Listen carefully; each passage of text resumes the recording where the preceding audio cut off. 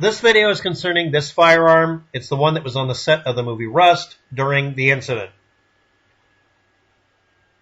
I'm going to point out some characteristics about the gun first.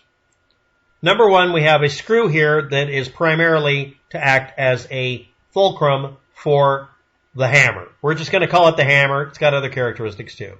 This one is ostensibly the one that's used to act as a fulcrum for the trigger. This metal plate here that is the trigger guard part, at least most of it, is held in with a screw here, and several other screws are involved. But when that's removed, underneath here, there will be another screw that holds in a little flat spring that presses on the trigger. It pulls the trigger forward so that the other half of it will move backwards and press against the hammer and interfere with its movement until you're supposed to fire it. If the spring isn't tightly pressed, or if it's put in upside down, which happens, or if the screw isn't tightened in all the way, or if it's simply a worn-out spring, the trigger will not always be pulled forward by it, and that means it will act almost like a pressed trigger. Next, if the screws are worn, or the holes they go into in the trigger or the hammer are worn, or both, these parts will not meet in a way that allows the trigger to interfere with the movement of the hammer and prevent it from falling and setting off a cartridge. Next, the surfaces where these two items touch, the trigger and the hammer, aka two parts that could be worn, hint hint, if they have surfaces that are not properly mating or worn out, damaged, or have lost their temper or have been bent, they will not perform as designed. We're only talking about this firearm and its characteristics. Now I'm going to show you some parts that are listed, and these are consistently listed as replacement parts for this specific gun. This could be wrong, but we're going to use them to explain the functionality because, again, very interestingly enough, the FBI that had possession of this saw fit not to release images of the parts that were quote-unquote damaged or worn. And they said there were only two parts that were worn or damaged. I want you to understand that, except for the hammer and trigger, I'm not sure what else it can be. There are parts attached to the hammer that when you pull it back, it rotates the cylinder. In fact, every time you pull back the hammer, it should rotate the cylinder, or at least it will beyond a certain point. Now we're going to get into the safety notches, half-cock notches, and the sear, as it is usually called. Now I'm using these words with quotes around them because everyone is going to scream at me that I'm misusing the words. Of course. As you pull the hammer back, normally this surface here, this surface on the trigger that we're looking at here, rides on this surface here. It's not in a notch. So that means if you hit the back of this, it will set off a cartridge because the firing pin can just hit it. This is one surface, and I'm going to call it the riding surface. This chiseled tip here on that flat part is the part that is the next surface we're talking about, and it is the one that we would call the sear. It's not really true. Or it is, but I want to point out that it's supposed to land in this captive point when you pull back the hammer just enough for it to fall in here, and if you let go of the hammer, it will get caught in there and stay. Now the reason for that chisel shape is because every once in a while the spring, which is a flat piece that presses against here, extends out here and is screwed into the frame up here, sometimes goes bad, so that thing makes sure that it will get caught and stuck in there so the hammer won't go forward. The safety position notch. Rather easily implemented, but still not ideal. Next, we get to the next notch, which is a half cock. Now, depending on where you look, this is listed as being the point at which everything is supposed to be safe for you to clean it, inspect it, change out cartridges, whatever. Now we're going to zoom in here, and I'm going to show you a couple of details. Now, we can see a seemingly chisel-shaped point here, but this other photo of apparently the same trigger, and again, I don't know that this is the right one, shows that it's not actually quite even. They're not. They never are. They're supposed to be professionally fitted by a gunsmith because the parts come to you in a semi-finished state. As you can see from the notches here, these captive notches, they hold the trigger in position to where you can't even pull the trigger to get it out. You have to pull the hammer back out of the way. Some of us consider that a bad thing because it gets you used to futzing around with the hammer instead of not futzing with it. Second position for half-cock. There may be other types. And then we see that this very dinky, on the order of maybe 0.003 of an inch surface, is supposed to be what this is gouging into and continually kind of chiseling into to make sure it's got a good firm hold until you pull the trigger. Now, you may have noticed there's a hole here. This is where another part goes in that is supposed to ostensibly is part of the mechanism that then, again, rotates the cylinder. And if this is worn enough, it'll interfere with this thing staying in the notch. Alec Baldwin stated that when he pulled back on the hammer and he let go of the hammer, he was expecting it to land in this notch or one of the captive notches. It skipped all of them, which people are saying is impossible, and fired. He could have pulled it back a small amount and maybe have it slip, but they say it's impossible for it to set off the cartridge. I want to point out that there are videos on YouTube of people handling the same thing, pulling it back, what they thought would be the safety notch, letting go in it, going off anyway. So that's bullshit, but let's move on. If the spring wasn't in tight enough, if there was dirt in here, if this hole was worn, well, it's brand new, it shouldn't be. If the screw was worn, if this was worn, because the only thing that was listed as being changed out was the trigger, not the hammer, or if the screw that holds the hammer in place, any of these things worn out could have caused it to slip. Also, if this has been used over a long period of time, just it moving over this inside surface would also wear it down a bit. Any grit that gets in there would eventually polish it to where, under very limited conditions, it could skip.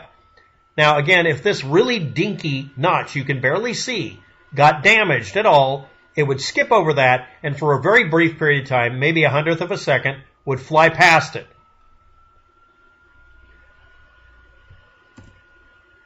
Halyna Gutierrez-Reed was not certified as an armorer, and New Mexico did not require her to be on the set of the movie. Someone had recently fitted a replacement trigger, not necessarily new, but due to trigger control worn joints, that means there's more than one joint surface, or more than one part, they're being vague, it was not functioning properly, and could fire the gun without pressure on the trigger, like, let's say, if someone pulled back a hammer. Coincidentally, Alec Baldwin said, I let go of the hammer in the gun, and the gun goes off. No trigger pull happened. I didn't know who put a live round in the gun. I was told the gun was cold while on set. His defense also said the FBI failed to fire the gun in earlier tests when the trigger was pulled at all. It didn't work. The FBI July 2022 firearms functionality test report said damage was done to internal components in, quote, 2 different places. Yeah, I think it would be either the hammer or the trigger. Or maybe it was both. By the way, did you know you can buy a trigger, but you need to be, you're told this is an annealed part. You have to fit it by pounding it in. It's a simple method. It forces it to seat better. And then you take it out again, hit it with a blowtorch, and dunk it in oil because you have to harden it. Just saying. They determined it can't fire if the hammer is fully, half, or quarter cocked without a trigger pull. But they also said it failed functionality tests because internal components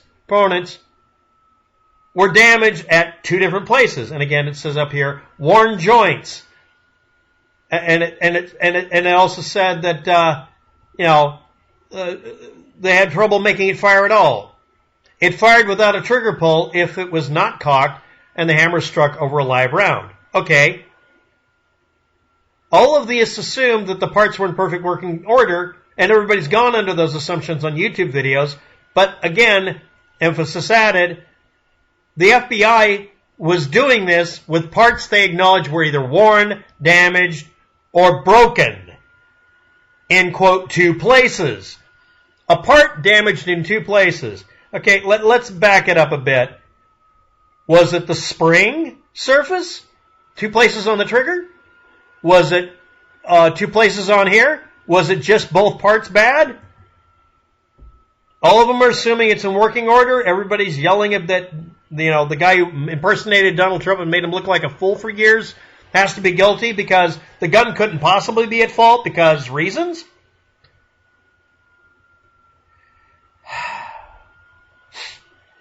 Trigger pull, sear surfaces, hammer fall, transfer bar if it has one, firing pin hit sequence. All of this goes out of its way, multiple layers in most guns, to prevent a hammer from moving or affecting a firing pin, or a firing pin hitting a cartridge unless you pull a trigger. And now we get it revealed to us. Trigger control had worn joints. Again, I'm going to repeat. In order to change out the trigger, you have to take it apart only partially. And it's easier to take it out than to get the hammer out, because then you got a bunch of parts that can go flying. Pulling out the trigger is almost too easy. You have to unscrew a screw here to get this off, and another screw to get the spring loose, and then unscrew this and pull it out. And then you can just change it out. Taking this out, that's a whole bucket of BS. You got to take it out exactly right. You got to take off more parts. One would almost believe that a lazy person would just change out the trigger and not make sure it's seated correctly and make sure it really did a good job. You have to really fuck with this thing to find out if it's really seated. And by the way, there's a jig you can build or buy. You buy one that has these two spacings where you take the parts out and test them out and look at them. You can't inspect this without taking the parts out. And it relies on you, if you're not aware of it, best practices is you change out both these screws and the hammer and the trigger. Because those are the critical parts for the thing going off by you accidentally not touching the trigger, but just pulling the hammer back and releasing it and finding out the damn thing doesn't stop it. The trigger's job is to stop the hammer, not release it. That's its real other action. And relying on that little surface area, this 0.005 of an inch surface area, when something even smaller possibly can be worn out, yeah, that's the reason they put transfer bars in them later and didn't have firing pins mounted to the hammers. And yeah, the FBI hinted at that they knew this, but people went ahead with the prosecution anyway. Whoever screwed around with it is liable, but not guilty of negligent homicide. It's liability on the gun. Sorry. NRA rule. Gotta invoke it. Sorry. But if Halyna Gutierrez-Reed did this while not being an authorized firearms repair person or gunsmith, she'd still be liable. Alec Baldwin being told probably repeatedly that the gun was clear, it was a cold gun, and it's somebody else loading a cartridge is their fault. Halyna Gutierrez-Reed allowing ammunition to ever exist on the set that was live is her fault. Blaming him for not checking the gun when it was everybody else's job too, that's a little bit of a rush. I mean, a little bit of a reach. Next, we now know it was actually not his fault because the gun was defective because of a trigger job. Thanks for watching. Have a good day. Good luck with that. Everybody who put up a YouTube video talking smack about the guy and saying he was absolutely guilty because guns don't just go off by themselves are now required to acknowledge they were just wrong and blank out the video except for 3 seconds where it just puts up, I was wrong, and leave it that way. And anybody who wants to prove it couldn't happen, I dare them to do a trigger job and test it 100 times out of 100, pointing away from them, obviously, by just fanning the hammer. It'll rotate the cylinder, you can just keep going, and it shouldn't release it. Of course, I can guarantee you they're going to really screw in that spring to make sure that trigger is there, because that's the only thing keeping you from having it go off. Thanks for watching. Have a good day. Good luck with that.